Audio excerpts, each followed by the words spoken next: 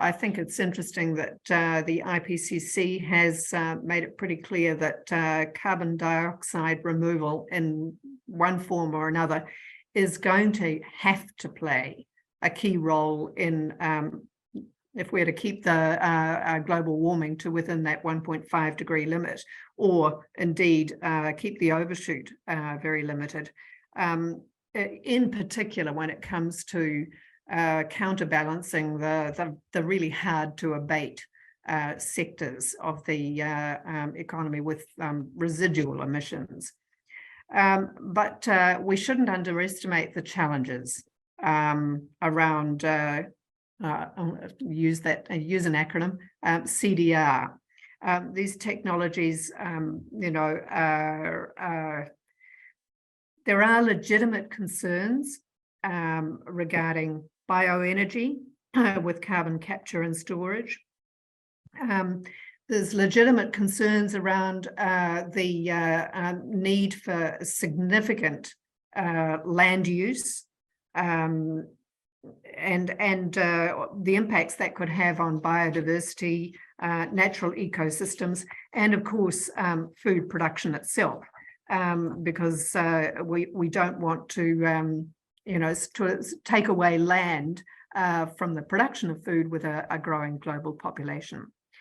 There's also, I think, a great deal of work to be done before we're able to scale up technologies like direct air capture.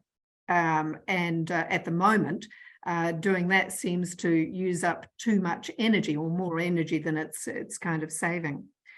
So we need to much better understand the potential trade-offs between the risks of using CDR and the risks of crossing climate tipping points if those technologies weren't employed. And that means investing in better understanding the trade-offs and doing a better job of risk assessment. I guess that gets to the point about one of the OECD's main areas of comparative advantage, and that is in the ability it has and the reputation it has for providing policy advice and for using the work it does to help the development of best practice.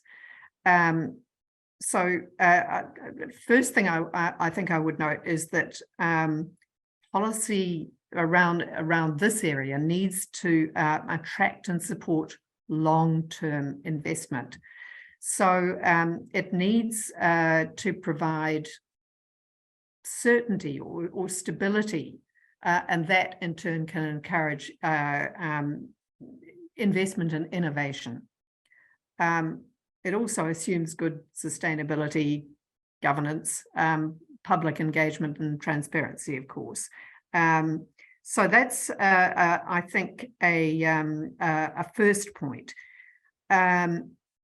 It also is going to be crucial to communicate to policymakers that to avoid overshoots, the technologies have to be applied in addition to fast emissions reduction. It's not an either or.